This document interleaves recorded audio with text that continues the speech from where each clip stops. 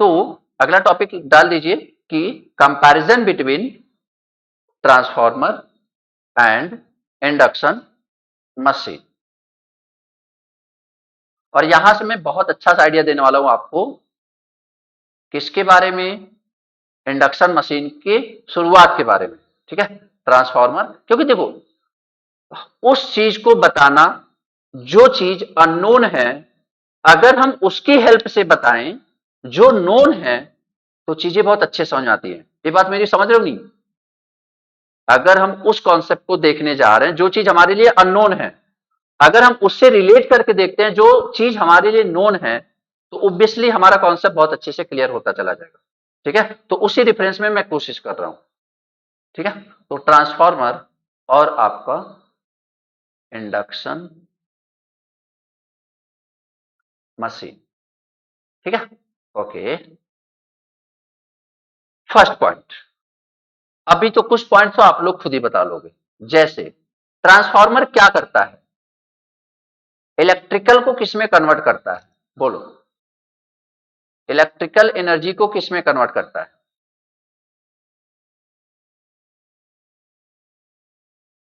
Electrical को electrical में ही convert करता है। ठीक है, ओके। सब लोग मतलब जिसको भी आता है एकदम आराम से, मतलब एकदम एनर्जी ट्रांसफर, हाँ जी, एनर्जी ट्रांसफर करता है इलेक्ट्रिकल को एनर्जी में, मतलब एक क्या ये पावर का मतलब स्टेप अप स्टेप डाउन करता है? बोलो।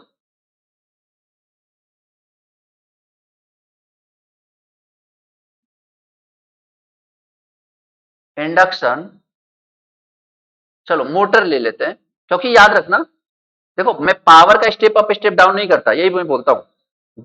ट्रांसफार्मर कभी भी पावर का स्टेप अप स्टेप डाउन नहीं करता, ट्रांसफार्मर से वोल्टेज और करंट का स्टेप अप स्टेप डाउन करता है। ठीक है, transformer is a constant power device. भाई साहब, transformer is a constant power device, constant flux device.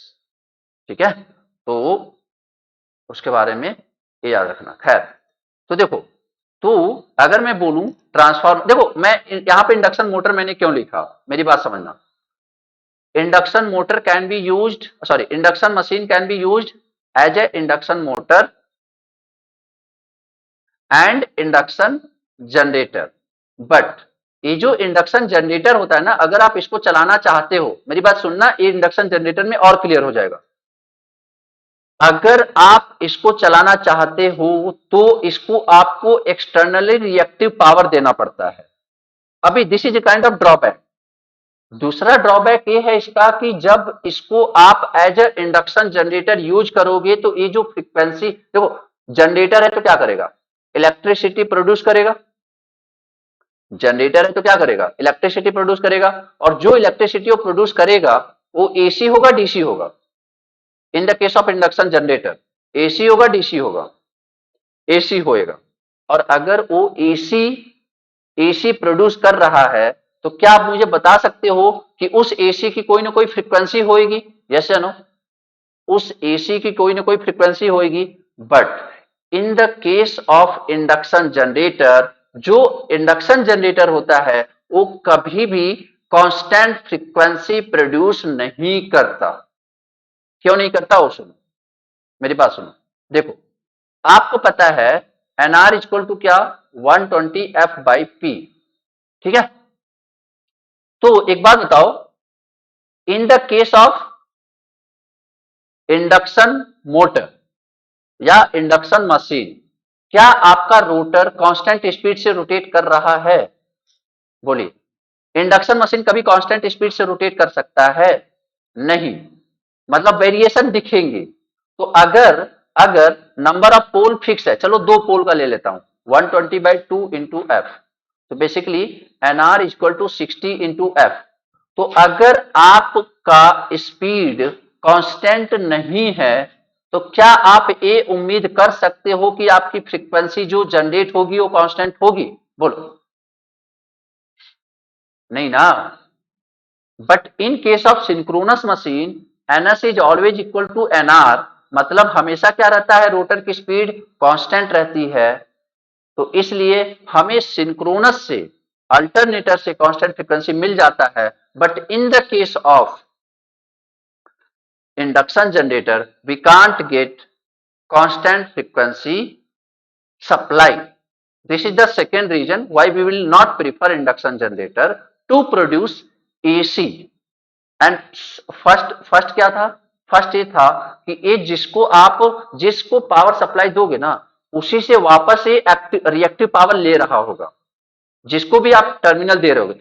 सारी बातें करेंगे इंडक्शन जनरेटर में और डिटेल में। मैं एक हल्का सा ओवरव्यू दे रहा हूं। तो मेरा मेन मोटिव ये था कि मैं आपको ये बताना चाहता था कि induction generator is rarely used. क्या पॉइंट क्लियर है सबको? Induction generator is rarely used. कभी सुना है कि किसी हाइड्रो पावर प्लांट में, किसी थर्मल पावर प्लांट में, किसी भी पावर प्लांट में इंडक्शन जनरेटर लगा है? कभी सुना है? हमेशा क्या लगता है? Synchronous machine, synchronous generator, alternator. क्यों? क्योंकि भाई साहब हमको चाहिए कांस्टेंट फ्रीक्वेंसी, और कांस्टेंट फ्रीक्वेंसी कौन प्रोड्यूस करेगा? इंडक्शन जनरेटर या सिंक्रोनस जनरेटर? कौन करेगा? Synchronous generator. क्लियर है मेरी बात? ठीक है, ओके। तो कहने का मतलब, और इंडक्शन मोटर बहुत सस्ता होने की वजह से और हमारे पास एसी की जो अवेलेबिलिटी है बहुत अच्छी होने की वजह से इंडक्शन मोटर 90 to 95% जगह यूज होता है इंडस्ट्री में।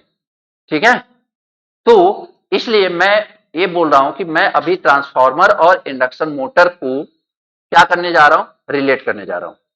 क्लियर है मेरी बात? स्टार्ट करें।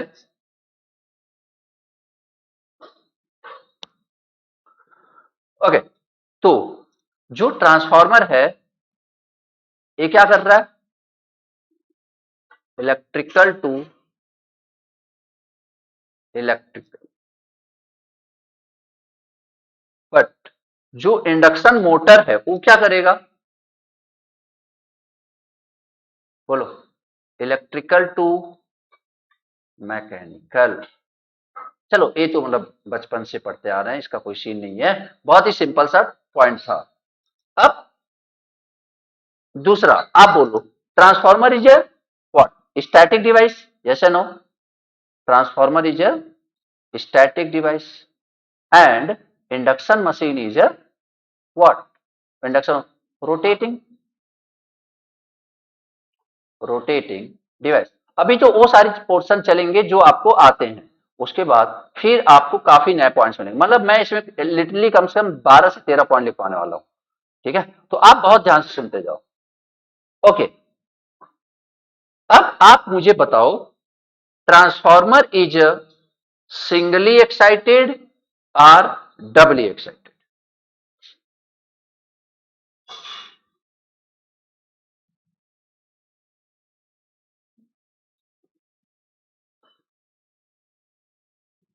Transformer is what?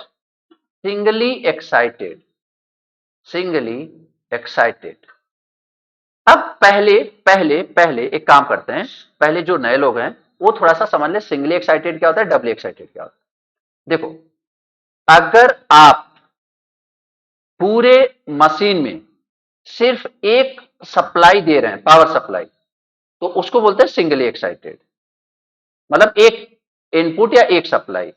और अगर आप मशीन में बेसिकली दो सप्लाई दे रहे हैं, दो सप्लाई, जैसे सिंक्रोनस मशीन होता है, सिंक्रोनस मोटर की बात कर रहा हूं, अल्टरनेटर की बात नहीं कर रहा, सिंक्रोनस मोटर की बात कर रहा हूं। तो सिंक्रोनस मोटर में आप पहले क्या देते हो? सप्लाई देते हो। वो क्या करता है? रोटेटिंग मैग्नेटिक फील्ड क्रिएट करता है, नॉर्थ पोल साउथ पोल। अब आप चाहते हो कि यहां पे एक पोल हो जो जनरेट हो जाए, यहां पे साउथ हो जाए, यहां पे नॉर्थ हो जाए, और ये आपस में इंटरलॉकिंग हो जाए। तो उसके लिए आपको क्या करना पड़ेगा? इस रोटर में मैग्नेटिक फील्ड क्रिएट कराना पड़ेगा, यस या नो? तभी तो लॉकिंग होएगी। भाई आप चाहते हो NS इक्वल टू NR ना? आप चाहते हो NS equal to NR, locking कराना चाहते हो। तो लॉकिंग कब पॉसिबल है? जब आपका यहां भी मैग्नेटिक फील्ड, यहां भी पोल्स होंगे, यहां भी पोल्स होंगे। तो अब ये जो पोल्स हैं इनको क्रिएट करने के लिए रोटर पे एक्सटर्नल सप्लाई देना पड़ता है, तो एक सप्लाई आपने स्टेटर पे दिया to generate rotating magnetic field, और एक सप्लाई आपको रोटर पे देना पड़ रहा है टू जनरेट पोल्स, ताकि दोनों में क्या हो, लॉकिंग हो। तो अब बताइए, इसे आप सिंगली एक्साइटेड बोलोगे, डबली एक्साइटेड बोलोगे? This is known as doubly excited. आगे बात समझ में? अच्छा, अब क्वेश्चन हमारा यहां खत्म नहीं होता। अब क्वेश्चन ये है हमारा कि अगर ये सिंक्रोनस न होके इंडक्शन मोटर है, तब क्या हमें लॉकिंग करानी है? पहले तो मुझे बताओ। सिंक्रोनस मशीन, इंडक्शन मशीन के केस में लॉकिंग नहीं करानी है। वो बेसिकली ये जो फील्ड होएगा ना, ये पीछा करेगा किसका? रोटेटिंग मैग्नेटिक फील्ड का पीछा करने वाला है। तुम भागो, हम पीछे पीछे दौड़ते हैं। तो अगर लॉकिंग हो गया तो क्या इंडक्शन मोटर बचा? क्या वो इंडक्शन मशीन बचा अगर लॉकिंग हो गया गलती से? तो नहीं, फिर तो सिंक्रोनस हो गया। लॉकिंग क्यों नहीं होती है, ऐसा क्या जादू होता है, सब समझेंगे। ठीक है, ऐसा क्या जादू होता है कि वो पीछे पीछे भाग रहा है बट वो पकड़ नहीं पा रहा है, क्या होता है वो सारा समझेंगे। तो अभी आप मुझे बताओ, अगर लॉकिंग नहीं करानी है तो क्या इसमें हमें अलग से पोल जनरेट कराने के लिए देना है क्या कुछ? Answer is no. What is the conclusion? Induction motor is singly excited, doubly excited? Singly excited. Clear है मेरी बात? But synchronous motor is doubly excited, याद रखना। ओके, आगे देखते हैं। अब एक ट्रांसफार्मर में प्राइमरी होता है, एक आपका सेकेंडरी। ठीक है, एक आपका क्या है, प्राइमरी, और एक आपका सेकेंडरी। ठीक है, जैसे अगर यहां पे हम बात करें तो कुछ इस तरीके से था जो हमने पढ़ा था बेसिकली पूरा ट्रांसफार्मर डिटेल में। तो समझिए, ये जो है, एक मिनट, ये देखो, ये प्राइमरी है, synchronous is doubly, synchronous motor is doubly excited. ठीक है, बट अल्टरनेटर को नहीं बोलोगे, क्योंकि अल्टरनेटर में आपको दो सप्लाई नहीं देना पड़ रहा। अल्टरनेटर में आप सिर्फ मैग्नेटिक फील्ड, रोटर पे मैग्नेटिक फील्ड क्रिएट कर रहे हो, बट स्टेटर से सप्लाई आपको बाहर मिल रहा है, देना नहीं पड़ रहा ना, एक्साइटेशन तो नहीं करना पड़ रहा ना। पावर निकल रहा है, करंट निकल रहा है, बट हमको एक्साइटेशन तो एक ही करना पड़ रहा है, दैट इज रोटर फील्ड। ठीक है, तो alternator is not doubly excited, but synchronous motor is doubly excited. Okay, तो मैं क्या बोला था, हाँ, इसमें प्राइमरी है, इसमें सेकेंडरी है। तो बेसिकली आप क्या करते हो, इस सेकेंडरी में हमारा वोल्टेज इंड्यूस होता है, यस या नो? सेकेंडरी में हमारा वोल्टेज इंड्यूस होता है कौन से प्रिंसिपल की वजह से? What is the basic principle? Mutual induction. Mutual induction याद है?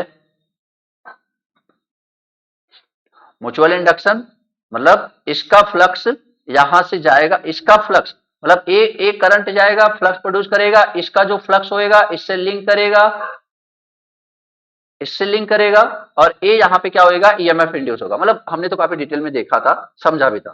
ठीक है, मैं ये बोल रहा हूं कि वोल्टेज अगर सेकेंडरी में इंड्यूस हो रहा है तो इसके पीछे कौन सा प्रिंसिपल है? Answer is mutual induction, yes या नो? ठीक है, तो तो अब हम आते हैं अपने टॉपिक पे। तो मतलब ये बोल सकता हूं कि voltage induced on secondary is what sorry secondary with the principle of with the principle of mutual induction. Okay, what about induction machine, induction motor? Any guesses, any guesses.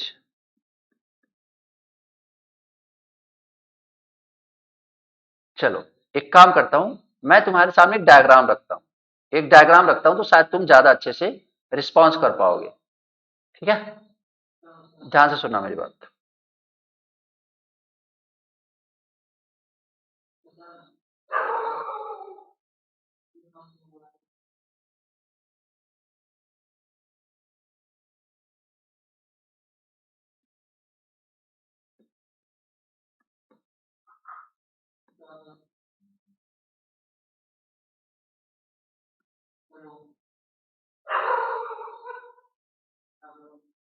Okay, तो अब देखिए, यहाँ पे ये इंडक्शन मोटर है, induction machine है समझ लीजिए। यहाँ पे लगे हैं आपके रोटर कॉपर बार्स। ठीक है, बार्स या फिर स्लिपरिंग वाउंड, वो देखेंगे अपन क्या क्या होता है सब कुछ। बेसिकली आप इतना समझो, दीज आर द कंडक्टर्स। ठीक है, थोड़ी देर के लिए इतना समझो, दीज आर द कंडक्टर्स। और आपका जो रोटेटिंग मैग्नेटिक फील्ड है, ये जो गैप है, देखो यहाँ पे स्टेटर पे क्या लगे होंगे, स्टेटर पे भी क्या लगे होंगे, कंडक्टर्स। स्टेटर पे भी क्या लगे हुए हैं, कंडक्टर। जब आप इसमें सप्लाई दोगे तो ये अपने आसपास क्या प्रोड्यूस करेंगे, मैग्नेटिक फील्ड। यस या no, current carrying conductor produces magnetic field. Electrical engineer बनने से पहले ही रटा था, यस या no, current carrying conductor produces magnetic field. ठीक है, तो बेसिकली मतलब यहां पे इस तरीके से यहां पे मैग्नेटिक फील्ड है। बट अगर ए थ्री फेज कनेक्शन है तो इसमें ए मैग्नेटिक फील्ड रोटेटिंग हो जाता है। अब कहोगे sir rotating magnetic field imagine ही नहीं कर पा रहे, तो एक काम करता हूं मैं, तुम्हें थोड़ा सा दिखाने की कोशिश करता हूं what is rotating magnetic field, फिर मैं वापस इस पे आता हूं। ठीक है, ओके।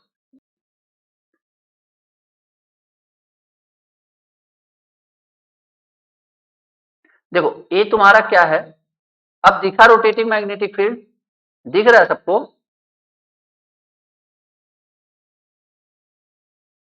ये मैग्नेटिक फील्ड रोटेट करता हुआ दिख रहा है।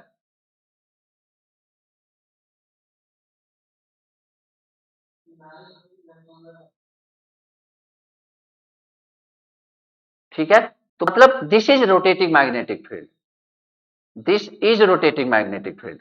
मतलब अब आप यहां से इमेजिन कर सकते हो सारी चीजें। तो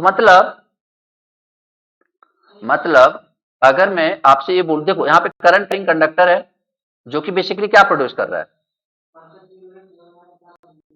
करंट कैरी कंडक्टर। ये करंट कैरिंग कंडक्टर देखो साइड में, ये आसपास क्या प्रोड्यूस कर रहा है, सर्कल सर्कल सा मैग्नेटिक फील्ड। ठीक है, तो जब ये थ्री फेज में आ जाता है, जब ये थ्री फेज में आ जाता है तो देखना, जब आप थ्री फेज सप्लाई देते हो ना, अभी देखो सप्लाई रुकी हुई है, जैसे ही आगे बढ़ेगी ये बेसिकली आपका एक रोटेटिंग मैग्नेटिक फील्ड क्रिएट होता है। देखो यार मैं वीडियो की हेल्प क्यों ले रहा हूं, क्योंकि मैं तुम्हें बोल के उतने अच्छे से विजुलाइज नहीं करा सकता, इट्स अ फैक्ट। समझ रहे हो मेरी बात, बोल के मैं तुम्हें उतने अच्छे से विजुलाइज नहीं करा सकता, तो अगर लोगों ने मेहनत की है तो उसको हम हेल्प ले ही सकते हैं।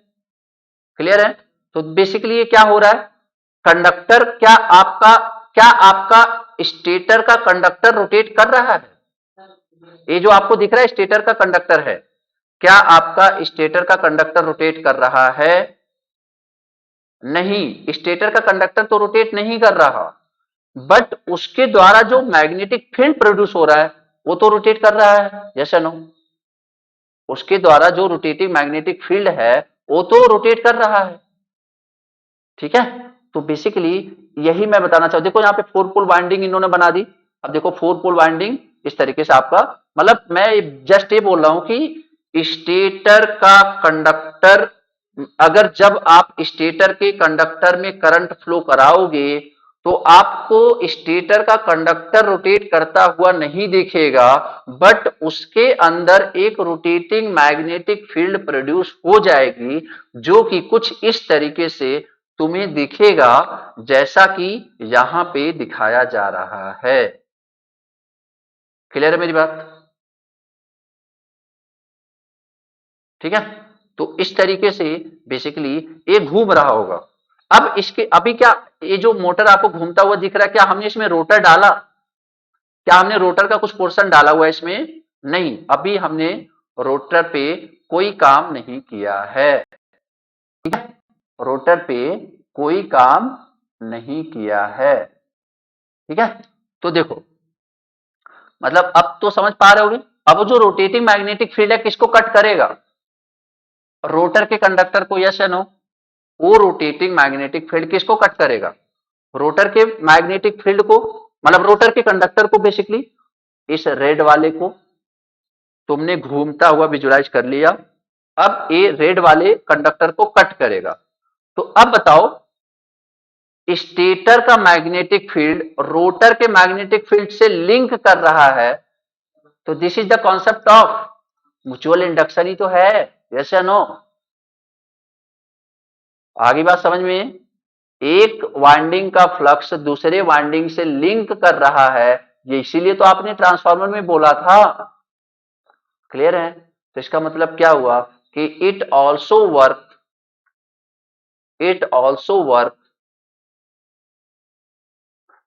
विद द प्रिंसिपल ऑफ, चुप हो जा भाई, प्रिंसिपल ऑफ म्यूचुअल इंडक्शन। ठीक है, it also work with the principle of mutual induction. Done?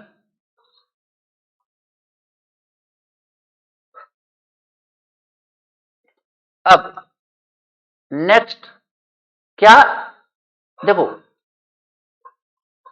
जो फ्लक्स, प्राइमरी का फ्लक्स सेकेंडरी से ट्रांसफर हो रहा था, ट्रांसफार्मर के लिए प्राइमरी का फ्लक्स सेकेंडरी तक अच्छे से चले जाए, इसके लिए हम क्या यूज करते थे? कोर। यस या नो? प्राइमरी का फ्लक्स सेकेंडरी पे चला जाए इजीली, इसके लिए हम क्या यूज करते थे? कोर। और कोर जो मटेरियल है उसकी परमिबिलिटी क्या होती थी? परमिबिलिटी क्या होती थी? हाई। परमिबिलिटी क्या होती थी? हाई। और रिलक्टेंस क्या होता था? रिलक्टेंस क्या होता था? बेसिकली लो। क्लियर मेरी बात? तो इसकी वजह से जो मैग्नेटाइजिंग करंट होता था, what is the magnetising current? Magnetising current is the current which required or which is required to establish flux, which required to establish required flux। ठीक है, अब देखो, अगर आपका अच्छा मीडियम है तो बहुत इजीली फ्लक्स इस्टेब्लिश हो गया, तो क्या आपको मैग्नेटाइजिंग करंट बहुत ज्यादा देने की जरूरत है? बोलिए। अगर आपका परमिबिलिटी ज्यादा है, रिलक्टेंस लो है, तो मतलब फ्लक्स इस्टेब्लिश करने के लिए, क्योंकि जितना ज्यादा फ्लक्स प्राइमरी से सेकेंडरी पे लिंक करेगा उतना अच्छे से ईएमएफ इंड्यूस होएगा। तो मतलब अगर प्राइमरी से सेकेंडरी पे आप फ्लक्स लिंक कराना चाह रहे हो, तो इसका मतलब क्या है? जो मैग्नेटिक मटेरियल है, जो भी मटेरियल है, उसका परमिबिलिटी क्या होना चाहिए? हाई होना चाहिए।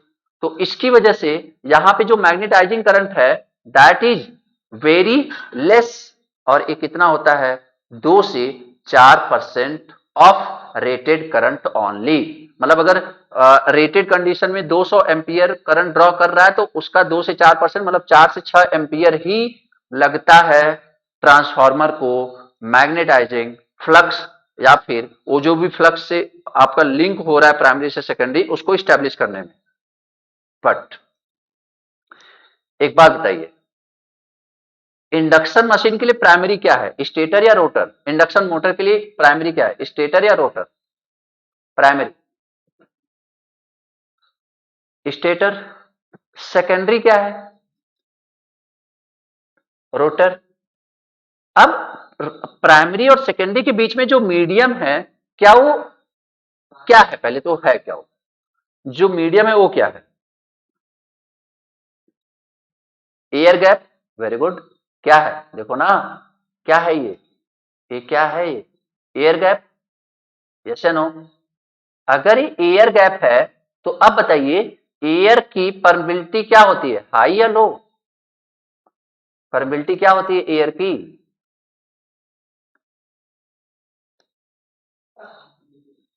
एयर की, शुभम, एयर की परमिबिलिटी, अरे यार सब लोग हाई हाई क्यों बोले जा रहे हो? तो फिर मतलब अगर इतनी ही हाई थी तो हम ट्रांसफार्मर में कोर क्यों यूज कर रहे हैं, फिर हम एयर ही यूज करते।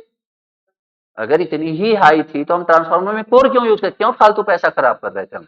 एयर ही ऐसे हवा में दो वाइंडिंग रख देते। समझ रहे हो? तो एयर की परमिबिलिटी क्या है, लो है। रिलक्टेंस क्या है, व्हाट अबाउट रिलक्टेंस, हाई या लो? सोच समझ के आंसर दिया करो, तुम लोग गलतियां भी यही करते हो, गलतियां भी यही करते हो। रिलक्टेंस इज, देखो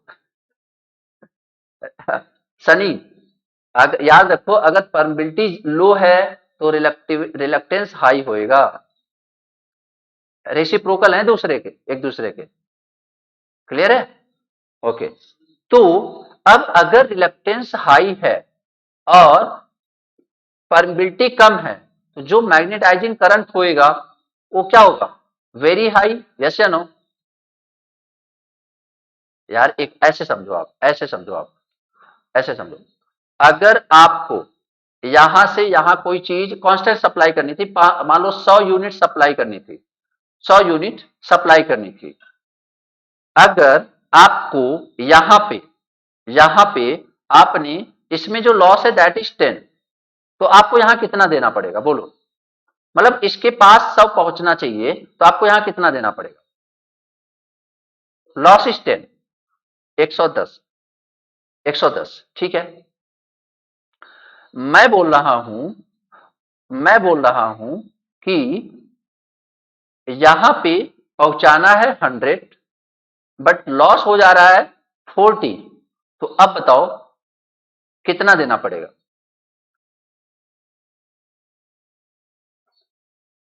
लॉस होएगा 40, 140, तो मतलब क्या हुआ, हमें इनपुट को ही ज्यादा करना पड़ेगा, यस या नो?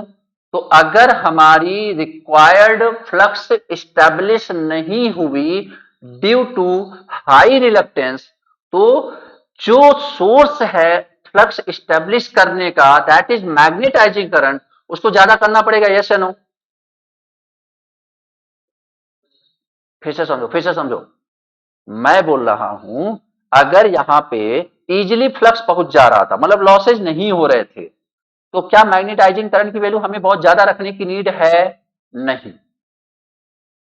बट अगर लॉसेज हो रहे हैं तो मैग्नेटाइजिंग क्या करना पड़ेगा, हाई रखना पड़ेगा। क्यों? क्योंकि what is magnetising current, this input is magnetising current basically. क्यों? क्योंकि हमें जो फ्लक्स चाहिए वो कांस्टेंट है, अगर मीडियम में ज्यादा लॉस हो रहा है तो हमें इधर से इनपुट बढ़ाना पड़ेगा, एज सिंपल एज दैट। तो लॉस किस में ज्यादा हो रहा है, ड्यू टू मीडियम, ट्रांसफार्मर में या इंडक्शन मोटर में? ड्यू टू मीडियम लॉस किस में ज्यादा हो रहा है, इंडक्शन मोटर में। तो अब बताओ मैग्नेटाइजिंग करंट किस में ज्यादा करना पड़ेगा, इंडक्शन मोटर में या ट्रांसफार्मर में? इंडक्शन मोटर में। यही बात बहुत लोगों को नहीं समझ में आती है। आई होप आप लोग को समझ में आ गई है, क्लियर है मेरी बात?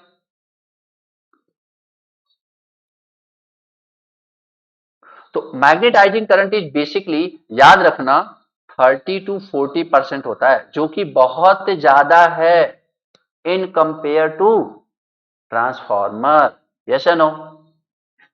यस या नो? भाई 30 to 40% समझ रहे हो? मतलब कि अगर rated current, rated current 100 ampere है, अगर मान लो रेटेड करंट 100 एम्पियर है तो इसमें मैग्नेटाइजिंग करंट के लिए कितना चाहिए, 2 से 4 एम्पियर। बट अगर इसमें रेटेड करंट 100 एम्पियर है तो इसमें 30 से 40 एम्पियर चाहिए, 30 से 40 एम्पियर चाहिए। और यही वजह है, और यही वजह, एक बात बताओ, मैग्नेटाइजिंग करंट क्या प्रोड्यूस करेगा, मैग्नेटाइजिंग करंट क्या प्रोड्यूस करेगा, सिर्फ और सिर्फ फ्लक्स, यस या नो? सिर्फ और सिर्फ फ्लक्स। मेरी बात ध्यान से सुनो, बहुत इंपॉर्टेंट बात बताने वाला हूं। मैग्नेटाइजिंग करंट क्या प्रोड्यूस करेगा? Flux. Flux is a part of active power और reactive power? Flux is a part of active power और रिएक्टिव पावर? Reactive power. किसका? एक्टिव कैसे भाई साहब? एक्टिव वो होता है जो आप यूज कर रहे होते हो। एक्टिव वो होता है जो आप यूज कर रहे होते हो। तो ये आप डायरेक्टली यूज थोड़ी कर रहे हो, इससे आप फ्लक्स स्टेब्लिश करा रहे हो। समझो मेरी बात। जैसे रजिस्टर है, वो जो करंट लेगा, पावर डिसिपेट कर रहा है, दैट इज एक्टिव पावर। और या फिर दूसरे मैनर में ये बोलूं कि एक करंट किस में जा रहा है? ये जो मैग्नेटाइजिंग करंट है, फ्लक्स प्रोड्यूस कौन करेगा? कॉइल। और कॉइल बेसिकली क्या होता है? इंडक्टर। और इंडक्टर क्या करता है? करंट को क्या करता है? लैगिंग। और लैगिंग में मतलब क्या है? जितना ज्यादा लैगिंग करंट, पावर फैक्टर उतना खराब होएगा। यस या नो?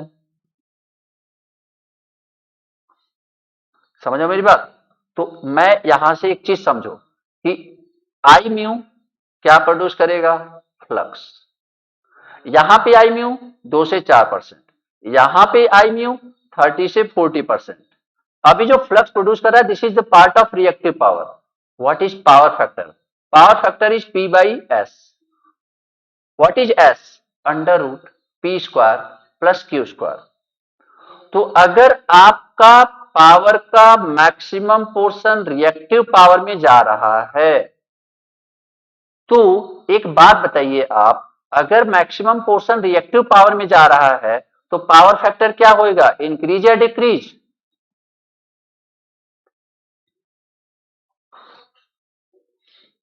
पावर फैक्टर क्या होएगा? डिक्रीज। पावर फैक्टर क्या होएगा? डिक्रीज। तो अगर पावर फैक्टर डिक्रीज होगा, और याद रखो, हमारे सिस्टम का अगर कोई सबसे बड़ी वजह है पावर फैक्टर खराब करने की, तो वो है इंडक्शन मोटर। क्यों? ये बात सबको समझ में आ रही है? ऐसा क्यों हो रहा है, बात सबको समझ में आ रही है? क्योंकि यार ये 30 से 40% ना, ये ऐसा करंट है जिसको हम चाहकर भी एक्टिव पावर के लिए यूज नहीं कर सकते। Totally useless. Totally useless. मतलब करप्शन कहोगे कि सर करप्शन का, जैसे आप मैं पूछूं कि यार करप्शन का कोई फायदा है क्या? मतलब चलो ठीक है, उस बंदे को फायदा है जो ले रहा है, बट वैसे अगर ओवरऑल देखा जाए तो करप्शन का फायदा नहीं है। तो यहाँ पे बेसिकली करप्शन ही तो हो रहा है। लॉस आई, मतलब करंट आया, लॉस जा रहा है बेसिकली। ठीक है। तो इसकी वजह से इस पूरा सिस्टम का पावर फैक्टर क्या होएगा? खराबी होएगा। पावर फैक्टर क्या होएगा? खराबी होएगा। अच्छा, एक बात और मैं बोलूं कि अगर मैं आपसे ये बोलूं कि पावर फैक्टर कौन ज्यादा खराब करेगा, ट्रांसफार्मर या इंडक्शन मशीन? तो आंसर क्या होएगा? इंडक्शन मशीन या इंडक्शन मोटर।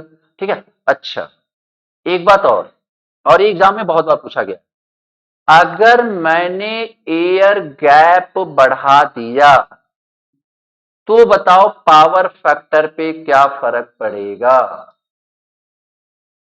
एयर गैप मैं कर रहा हूं increase, very good. Air gap कर रहा हूं इंक्रीज, तो उसकी वजह से मैग्नेटाइजिंग करंट क्या होएगा? मैग्नेटाइजिंग करंट क्या होएगा? इंक्रीज। यस या नो? अगर मैग्नेटाइजिंग करंट इंक्रीज हो रहा है तो रिएक्टिव पावर क्या होएगा? इंक्रीज। मतलब एक्टिव पावर क्या हो रहा होगा? डिक्रीज। और पावर फैक्टर क्या होता है? P by S. तो मतलब अगर पावर फैक्टर, ऑब्वियस सी बात है क्या होएगा? डिक्रीज होएगा। तो इसलिए एयर गैप की वैल्यू आप बहुत ज्यादा नहीं रख सकते। क्योंकि सर एकदम कम कर दो, भाई एकदम कम कर दोगे तो घूमेगा कैसे? जैसे नो।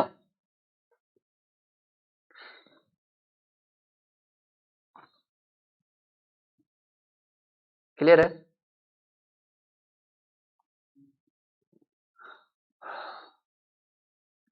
तो मतलब मैं ये बोल सकता हूं, दैट्स वाई ट्रांसफॉर्मर, हाँ, in compare to induction motor transformer efficiency is much higher. Reason आपके सामने, रीजन आपके सामने। क्लियर है सबको मेरी बात? तो चाहे तो ये भी लिख लो, इफिशियंसी इज हाई, इसकी होती है कितनी, 90 से लेके 95%। और efficiency is not very high, चलो लो होता है, बट हाँ 70 से 80% होता है इसकी इफिशियंसी। ठीक है, 70 to 80%। And who is the main responsible person? Magnetising current. कौन है? Magnetising current. ठीक है, यहां तक किसी को कोई डाउट है तो बताओ यार। यहां पे एयर गैप क्या है क्या एयर गैप? लगभग जीरो ही है, एयर गैप तो है ही नहीं, एयर गैप तो है ही नहीं। ठीक है, एक क्वेश्चन है ट्रांसफार्मर में कि ट्रांसफार्मर के कोर मटेरियल को अगर बीच में एक थोड़ा सा काट करके एयर गैप बना दिया जाए तो बताओ मैग्नेटाइजिंग करंट पे क्या फर्क पड़ेगा? यही का क्वेश्चन है ये, मैग्नेटाइजिंग करंट पे क्या फर्क पड़ेगा? ऑब्वियस सी बात है, इंक्रीज। तो ऐसा नहीं, आप जब कॉन्सेप्ट पढ़ते हो ना तो एक जगह का कॉन्सेप्ट नहीं पढ़ते हो आप बेसिकली। अब यहीं पे मैं पूछ लूं कि अगर आप एयर गैप बढ़ा रहे हो तो पावर फैक्टर क्या होएगा, तो अब क्या बोलोगे आप? डिक्रीज ही बोलोगे ना, यस या नो? तो अगर आप कॉन्सेप्ट समझते हो ना तो ऐसा नहीं कॉन्सेप्ट एक जगह होता है, ये पूरे इलेक्ट्रिकल इंजीनियरिंग में यूज होने वाला है। डीसी मशीन डब्ल्यू एक्साइटेड, हाँ जी, डीसी मशीन डब्ल्यू एक्साइटेड रहेगी, but DC motor not DC generator, क्योंकि उसमें आप एक मैग्नेटिक फील्ड को दे रहे हो और एक आर्मेचर वाइंडिंग को दे रहे हो, तो that's why that is doubly excited.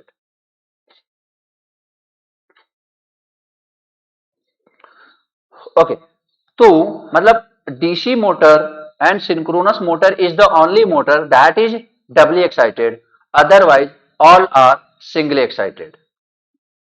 Clear?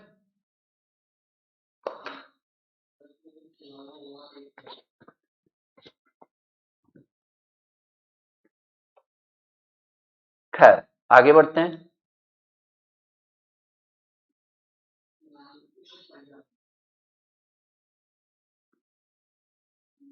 Next point था, नेक्स्ट पेज ले लेते हैं। लिख लिया ना आप लोगों ने? ये पूरे इंडक्शन मशीन को ना बहुत आसान बनाने वाला है आपके, मतलब खतरनाक वाला इंटरेस्ट क्रिएट कर देगा जब आप, मैं स्टार्ट करूंगा तुम्हारा ये जो टेबल है। ठीक है,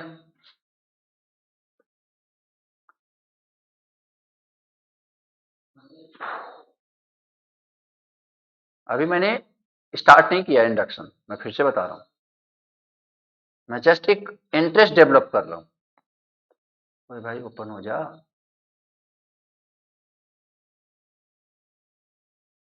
सर ये जो एयर गैप बनाया है आपने, इसका बता दो थोड़ा कैसे इंक्रीज होगा? यहां पे एयर गैप की वजह से इंक्रीज हो रहा था मैग्नेटाइजिंग करंट, वो समझ में आया था?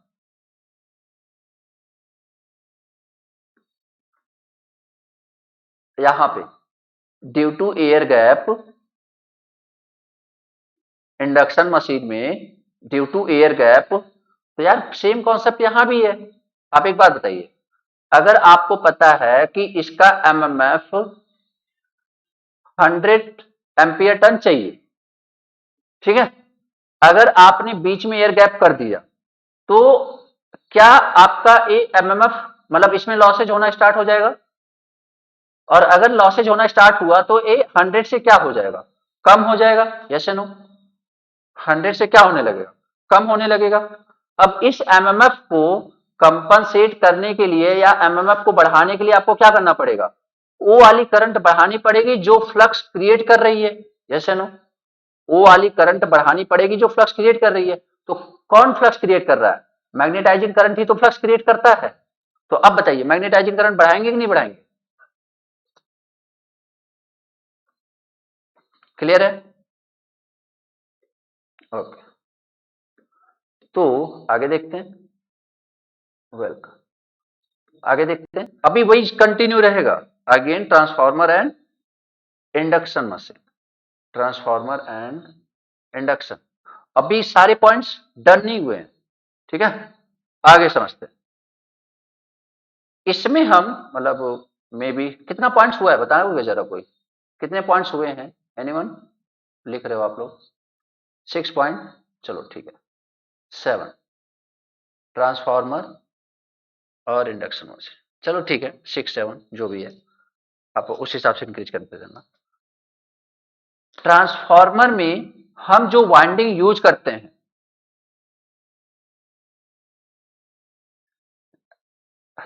भाई साहब आप लोग ना अपने हिसाब से लिख लो, ठीक है? ट्रांसफार्मर में उसके लिए झगड़ा मत करो। ट्रांसफार्मर में जो जो हम यूज करते हैं वाइंडिंग, वो क्या होती है? कंसंट्रेटेड या डिस्ट्रीब्यूटेड? कंसंट्रेटेड या डिस्ट्रीब्यूटेड? कंसंट्रेटेड। क्या होती है? ये सारी बातें हमने बात करी हुई, ट्रांसफार्मर में डिटेल में बात करी हुई है। बट अगर इंडक्शन मशीन में तुमने कंसंट्रेटेड वाइंडिंग यूज कर लिया तो जो रोटेटिंग मैग्नेटिक फील्ड प्रोड्यूस हो रहा था वो नहीं होगा। पहली बात तो ये समझ जाओ। मतलब इसमें हम क्या यूज करने वाले हैं? 100% हमारी मजबूरी है, ऑप्शन चॉइस नहीं है, हमारी मजबूरी है कि हमको क्या यूज करना पड़ेगा? Distributed winding. क्यों? क्योंकि जो रोटेटिंग मैग्नेटिक फील्ड जनरेशन की कंडीशन है ना, उसमें दो कंडीशन है। मैंने आपको बोला कि रोटेटिंग मैग्नेटिक फील्ड जनरेट होएगा, बट इसकी भी कंडीशन है। क्या? जब आप पॉलीफेज बैलेंस्ड सप्लाई किसी पॉलीफेज बैलेंस्ड वाइंडिंग में देते हो, बैलेंस मतलब डिस्ट्रीब्यूटेड, बैलेंस मतलब डिस्ट्रीब्यूटेड, तो क्या कंडीशन हुई? जो आप सप्लाई दोगे वो भी क्या होना चाहिए? पॉलीफेज। पॉलीफेज मतलब या तो 3 फेज या तो 2 phase. What is meaning of polyphase? Greater 2 और ग्रेटर देन 2, नॉट 1, याद रखना। तो अगर आप रोटेटिंग मैग्नेटिक फील्ड सिस्टम में प्रोड्यूस कराना चाहते हो तो there are two necessary condition. First one is polyphase balanced supply होना चाहिए and second one is polyphase balance winding that is known as distributed winding होना चाहिए। तो अब बताओ इंडक्शन मशीन में तुम्हें रोटेटिंग मैग्नेटिक फील्ड के बिना काम चलेगा क्या? बोलो, इंडक्शन मशीन में बिना रोटेटिंग मैग्नेटिक फील्ड के कोई काम चलने वाला है? Answer is no. तो अगर रोटेटिंग मैग्नेटिक फील्ड के बिना काम नहीं चलेगा तो रोटेटिंग मैग्नेटिक फील्ड की कंडीशन को फुलफिल करना पड़ेगा। यस या no? What are the two conditions? कि एक तो बैलेंस सप्लाई, मतलब या तो 3 फेज सप्लाई दो या तो 2 फेज सप्लाई दो। सिंगल फेज सप्लाई से कभी नहीं रोटेट करता, यही वजह है कि single phase motor is not self starting, याद रखना, ठीक है? या तो 3 फेज दो या तो 2 फेज दो। सिंगल फेज सप्लाई से कभी भी आपका इंडक्शन मोटर नहीं चलेगा। क्योंकि सर अब सिंगल फेज इंडक्शन मोटर तो चलता है, वो अभी अपन देखेंगे कि उसके अंदर करते क्या है, तब चलता है। बेसिकली उसे हम सिंगल फेज से 2 फेज बना रहे होते तब चलता है, ऐसे नहीं चलता। तो मतलब क्या हुआ कि 2 फेज बैलेंस वाइंडिंग हम देंगे एज अ इनपुट। क्या ये सफिशियंट है रोटेटिंग मैग्नेटिक फील्ड के लिए? Answer is no. एक और चीज चाहिए, क्या? Balance winding. और वो balance winding with the help of distributed, मतलब डिस्ट्रीब्यूट करेंगे तभी बैलेंस वाइंडिंग मिलेगा। कंसंट्रेटेड में कभी भी बैलेंस वाइंडिंग के चांसेस नहीं है। तो मतलब अगर मुझे इंडक्शन मशीन है तो मुझे रोटेटिंग मैग्नेटिक फील्ड चाहिए, अगर मुझे रोटेटिंग मैग्नेटिक फील्ड चाहिए तो मुझे पॉलीफेज बैलेंस वाइंडिंग चाहिए। तो अब बताओ, क्या आप इंडक्शन मशीन में कंसंट्रेटेड कभी भी यूज कर पाओगे? Answer is no. क्यों? क्योंकि to generate rotating magnetic field. जैसे नो, क्या ये पॉइंट सबको क्लियर है? क्या ये पॉइंट सबको क्लियर है? कंसंट्रेटेड ट्रांसफार्मर में क्यों कंसंट्रेटेड? मतलब सिंपल, देखो, अगर कंसंट्रेटेड है, इसका मतलब होता है, इसका मतलब होता है कि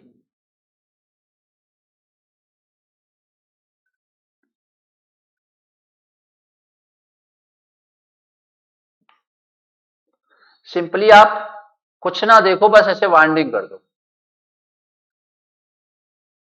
समझ रहे हो? कोई भी पंगा नहीं है, सब वाइंडिंग कर दिया। But what is meaning of distributed? What is meaning of distributed वो समझो। यहां से ए, ए और ए, मतलब इस तरीके से आपको प्रॉपर वे में 120 डिग्री का फेज डिफरेंस क्रिएट करके वाइंडिंग करनी पड़ेगी। This is known as balance winding. Clear है? तो ऑब्वियसली ये किसमें देते हैं? रोटेटिंग मशीन में भी, रोटेटिंग मशीन में। ठीक है, ओके। तो डिस्ट्रीब्यूटेड वाइंडिंग कंसंट्रेटेड में, अच्छा, अगर मैं ये बोलूं कि ये जो दो सप्लाई, दो कंडीशन है, क्या ये दोनों कंडीशन, इसमें से कितने कंडीशन हैं जो ट्रांसफार्मर में अप्लीकेबल है? या फिर इनडायरेक्ट वे में मैं ये पूछूं, क्या रोटेटिंग मैग्नेटिक फील्ड ट्रांसफार्मर में जनरेट होएगा? क्या रोटेटिंग मैग्नेटिक फील्ड ट्रांसफार्मर में जनरेट होएगा? नहीं होएगा। क्यों नहीं होएगा?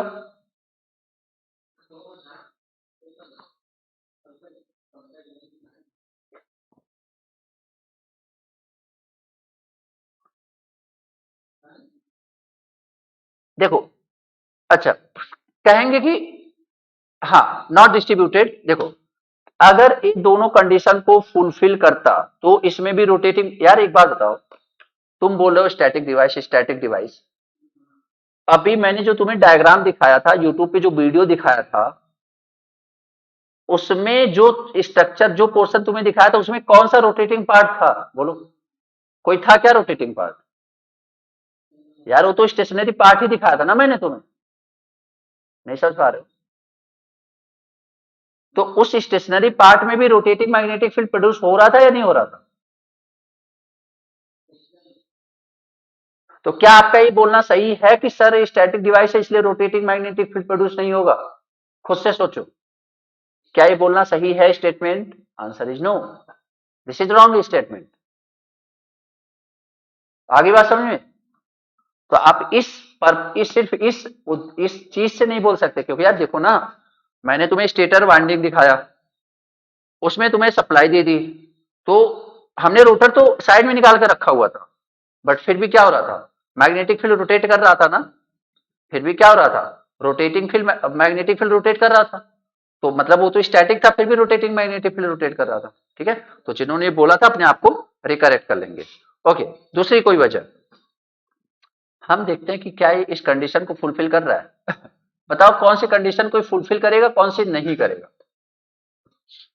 या दोनों को नहीं करेगा?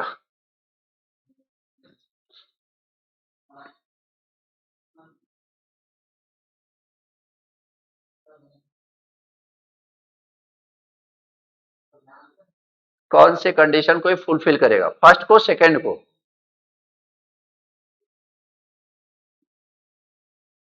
या किसी को नहीं?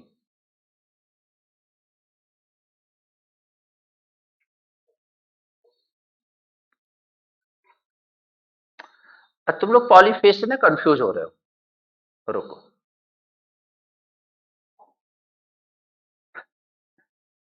पॉलीफेज थ्री फेज कोई डिफरेंस थोड़ी ना है। आप बताओ किसको ये सेटिस्फाई कर रहा, किसको सेटिस्फाई कर रहा, फर्स्ट को, सेकंड को? सेकंड को कैसे करेगा शिव? ट्रांसफार्मर में डिस्ट्रीब्यूटेड वाइंडिंग तो है ही नहीं, तो वो तो चांस ही नहीं बनता। डाउट तो फर्स्ट में होना चाहिए। डाउट तो फर्स्ट में होना चाहिए, यस या नो? यार जब मैंने ट्रांसफार्मर में लिखा दिया कि ट्रांसफार्मर कंसंट्रेटेड है, तो आप क्या ये सेकंड वाला केस किसी भी हालत में करेगा क्या सेटिस्फाई? नहीं। मेरा क्वेश्चन पूछने का जो पर्पज है वो फर्स्ट वाले के लिए है कि आप मुझे ये बताओ, सेकंड तो सब लोग श्योर हो कि नहीं होगा, फर्स्ट वाला होगा कि नहीं होगा वो मुझे बता दो, यस या नो?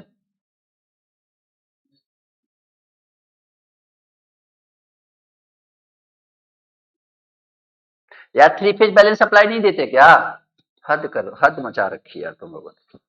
थ्री फेज सप्लाई नहीं देते क्या? Balance supply, three phase supply तो हमेशा बैलेंस ही रहती है, वो तो अंडर फॉल्ट कंडीशन ही तो अनबैलेंस होती है। तो ट्रांसफार्मर, थ्री फेज ट्रांसफार्मर नहीं जानते हो? तो थ्री फेज ट्रांसफार्मर क्या होएगा? बैलेंस सप्लाई ही तो होएगा।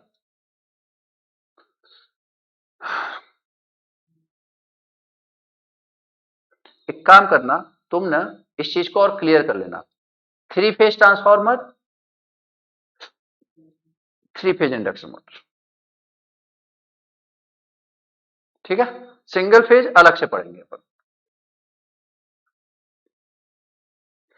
खैर, तो no rotating magnetic field, rotating magnetic field present, ये पॉइंट क्लियर है?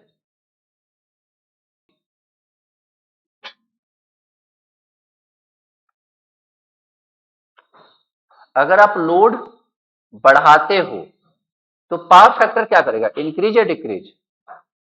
इन case of transformer and in case of induction machine.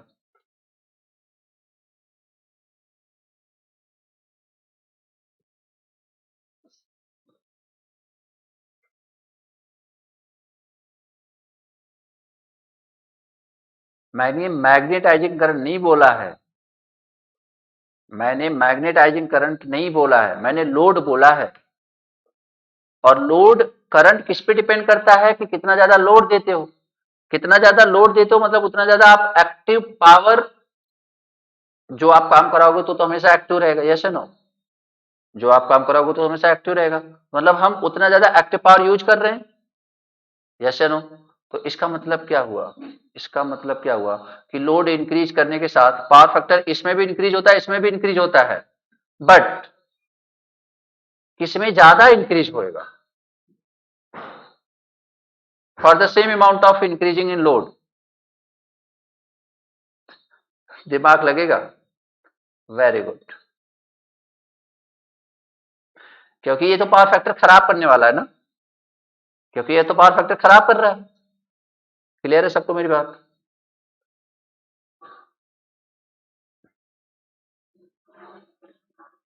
अच्छा, नो लोड, नो लोड पे आपका जो सर्किट है ट्रांसफार्मर का कैसा रहेगा? Resistive, inductive, capacitive?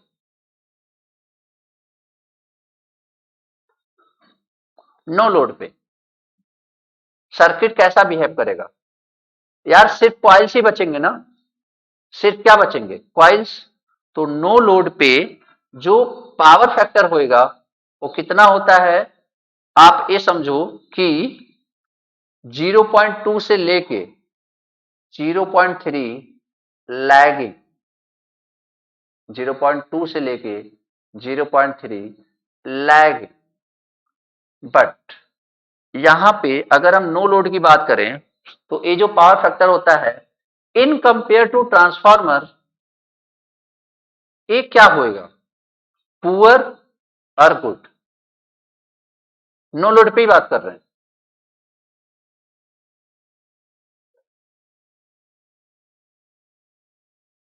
यस या नो?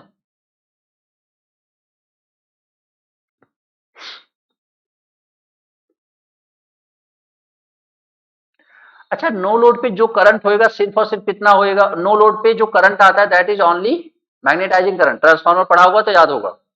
नो लोड पे जो करंट आता है that is only magnetising current, और इसमें भी मैग्नेटाइजिंग करंट। जो भी करंट आएगी सिर्फ और सिर्फ किसके लिए आएगी? मैग्नेटाइजिंग करंट को कंप्लीट करने के लिए। और इंडक्शन मशीन के केस में मैग्नेटाइजिंग करंट कितना है? 30 से 40%। तो अब बताओ वेरी पुअर होएगा कि नहीं होएगा? Magnetising current is 30 to 40%। वो चाहे आप नो लोड पे बात करो चाहे फुल लोड पे बात करो, मैग्नेटाइजिंग करंट सेम रहेगा। तो पावर फैक्टर तो खराब ही होएगा ना। ठीक है, ओके। तो this is no load power factor and this one this one this one.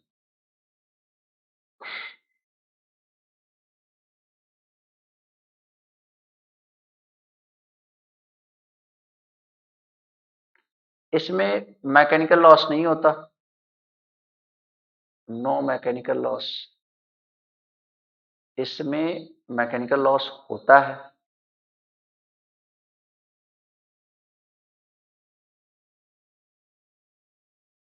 ठीक है, और सबसे इंपॉर्टेंट पॉइंट,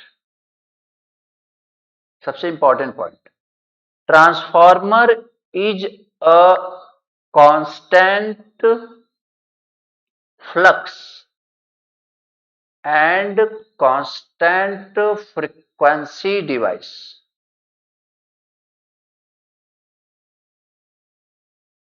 ये लाइन सबको क्लियर है?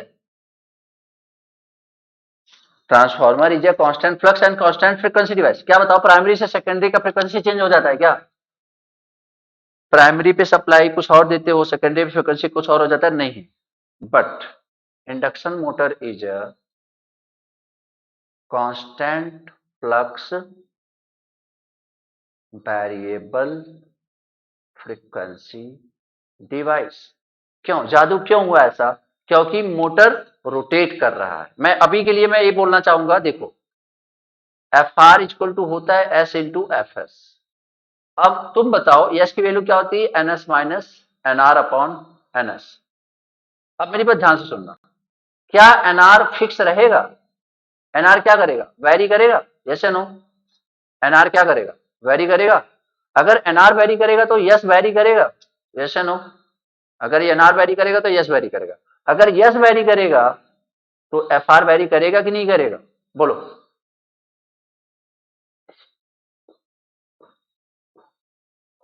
तो अब बताओ, क्या मैं इसे वेरिएबल कांस्टेंट फ्रीक्वेंसी डिवाइस बोल सकता हूं?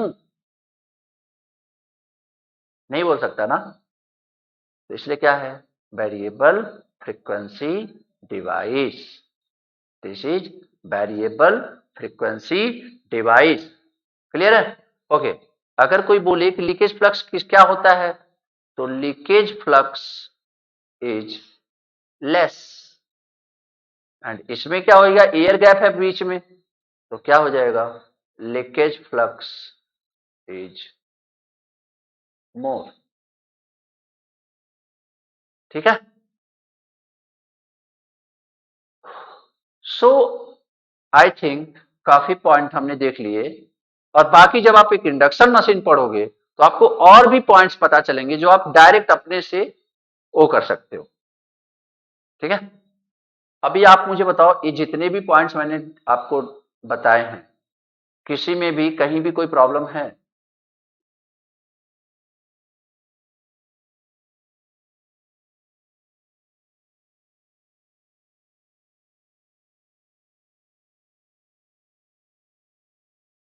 और एक काफी इंपॉर्टेंट लेक्चर था, यहां से आपको ना एक अच्छा सा कहीं ना कहीं तुम्हारे माइंड में एक इमेज तो बनी चुकी होगी इंडक्शन मशीन की। यस या नो? इंडक्शन मोटर की एक थोड़ी छोटी बहुत इमेज तो बनी चुकी होगी, मतलब कैसा हो रहा होगा। समझ रहे हो? तो अब उससे क्या होगा, जब मैं स्टार्ट करूंगा ना, तो आधी चीजें तुम्हें पहले से सुनी हुई मिलेंगी, तो इसलिए काफी आपका इंटरेस्टिंग होने वाला है। ठीक है, स्टिल आज के पूरे लेक्चर में किसी को कोई डाउट है तो प्लीज पूछ लो यार।